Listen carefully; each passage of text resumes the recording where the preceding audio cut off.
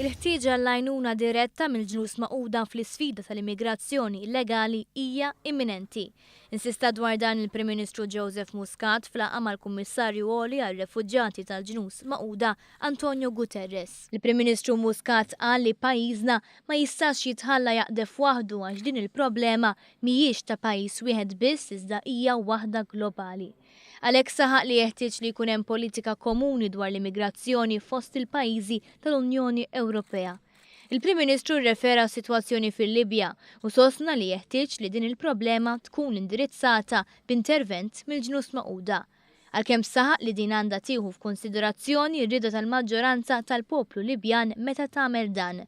Joseph Muscat sostna li sitwazzjoni fejn ikun hemm sigurtà fil-Libja tkun tista' ittaffi l-problema tal-immigrazzjoni fil-futur qrib.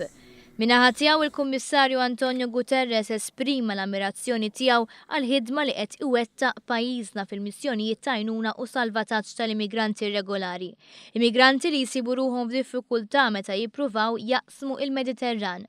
Gueterres kien ċar dwar il-fema tiegħu li Malta ma tistax titqis bħala pajjiż bħall-oħrajn, dan għaliex pajjiżna huwa każ speċjali li qed jiffaċċja sfida ikbar minħabba restrizzjonijiet fil-kapaċità tal-integrazzjoni tal-immigranti. U għafaħar mekkaniżmi ta' solidarjetà u għajnuna li diġà jeżistu, fosthom il-programm ta' rilokazzjoni tal-immigranti fl-Istati Uniti. Madankollu saħaq li l-azzjonijiet ta' solidarjetà u responsabilità minn pajjiżi Ewropej għandhom jiżdiedu. Gueterres tal-kelma li l-aġenzija tal-Ġnus Magħquda għar-Refuġjati lesta li toffri l-appoġġ kollu meħtieġ lil Malta.